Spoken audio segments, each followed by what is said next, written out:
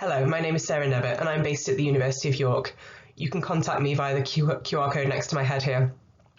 I'm going to tell you about the hidden benefits of using machine learning to prioritise screening in systematic reviews. Systematic reviews are evidence summaries which often involve screening a lot of research records found from searching databases. Prioritised screening is an iterative process which uses machine learning technologies to rank the relevance of research articles, with clusters of those most likely to be relevant presented to the review team earlier for their classification. The use of prioritised screening can streamline and speed up the screening process, but we think that there are other hidden benefits which can have positive impacts on the systematic review process overall. So we have documented our use of prioritised screening using EpiReviewer software in the context of a systematic review for multi-cancer early detection tests.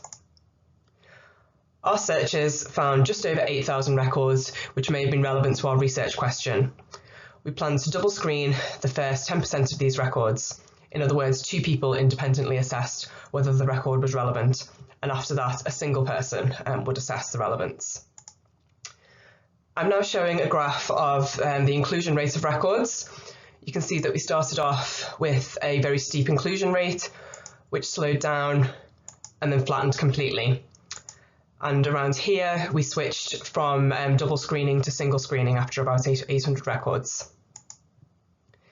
In total, we included 228 records for the next stage of screening, and actually most of those records were identified in the first 1,600 record screens, which indicates that priority screening was working pretty well. Seeing clusters of likely relevant records early in the process allowed us to have regular team meetings to discuss queries, allowed us to seek clinical advice, and also make some important clarifications to our review protocol.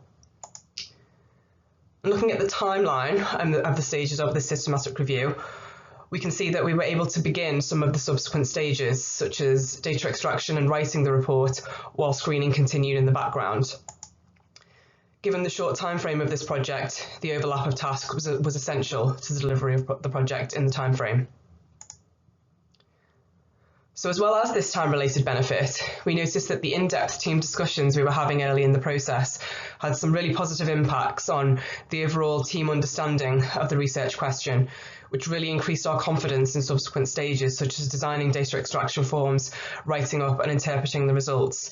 And we really feel like this is reflected in the quality and value of our final report. Due to these positive experiences, we plan to routinely use prioritised screening in future systematic reviews that we conduct in York. We also have future research planned to examine the types of systematic reviews and review questions which may benefit most from a prioritised screening approach, and also cases where the use of prioritised screening may be less useful. Thank you for listening.